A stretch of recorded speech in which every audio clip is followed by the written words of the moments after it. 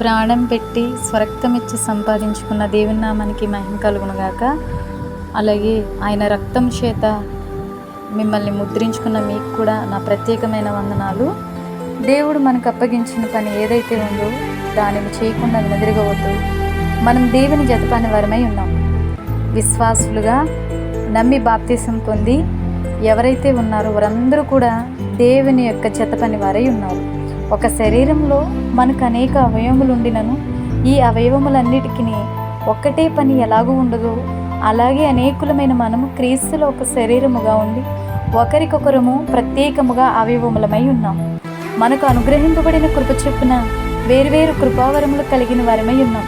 కనుక ప్రవచన వరమైతే విశ్వాస పరిమాణము చొప్పున ప్రవచించుదాం. పరిచర్య అయితే పరిచర్యలోను, బోధించువాడైతే బోధించటలోను, హెచ్చరించువాడైతే హెచ్చరించటలోను ఏ పని దేవుడు అప్పగించాడో ఆ పని కలిగి ఉందాం. రోమా 12:3-6 రాయబడిన రీతిగా. అలాగే నేను నాటి తిని అపోలో నీళ్లు పోసెను, వృద్ధి కలుగజేసిన వాడు దేవుడే. కాబట్టి వృద్ధి కలుగజేయు దేవునిలోనే కానీ నాటువానిలోనైనను నీళ్లు పోయి వానిలోనైనను ఏమీ లేదు. నాటువాడును నీళ్లు పోయేవాడును ఒక్కటే. ప్రతివాడు తను చేసిన కష్టము కొలది జీతము పుచ్చుకొనును. 1 కొరింథీ 3:6-8 వరకు ఇలా వ్రాయబడి ఉంది.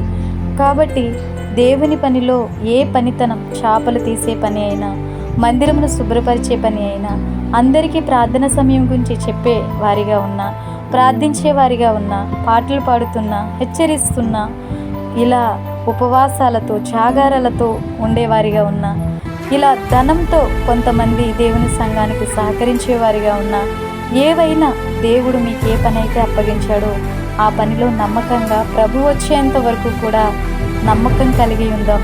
అలాగే ఈ పని చేసేటప్పుడు మనకి కావలసినవి ఏంటంటే ఓర్పు, సహనం, నిబ్బరం, ధైర్యం, నిందలు, అవమానాలు మనకు ఎదురైనప్పటికీ, అపహాస్యం చేయబడుతున్నప్పటికీ, గేలి చేయబడుతున్నప్పటికీ ఇవన్నీ కూడా క్రీస్తు ఎదుట మనకొక మహిమ కిరీటాన్ని ధరింప చేయడానికి అనే సంగతిని మర్చిపోవద్దు. క్రీస్తు పనిలో ఇవన్నీ మనకు అవసరమే. ఇవన్నీ కలిగి ఉంటేనే వృద్ధి అనేది దేవుని యొద్ద నుండి మనం పొందుకోగలుగుతాం. మరణము వరకు నమ్మకంగా ఉందాము. ఆయన మనకి జీవ కిరీటం ఇవ్వబోతున్నాడు. ఆయన పరలోక రాజ్య పౌరుషత్వాన్ని మనం పొందుకోవాలి అంటే ఇవన్నీ క్రీస్తు మనకిచ్చే మహిమ ఎదుట ఎన్నతగినవి కావండి. ఏవైనా సరే ప్రభు నిమిత్తం నింద గొప్ప భాగ్యంగా ఎంచుకుని ఆయన పని చేద్దాం. ఈ మాటలు మీ హృదయాన్ని ఫలవంతంగా మార్చి దేవుని తట్టు మిమ్మల్ని తిప్పి ఆయన కొరకు పనిలో మిమ్మల్ని వాడుకొనుగాక. దేవుని నామానికి మహిమ కలుగునుగాక. Praise the lord.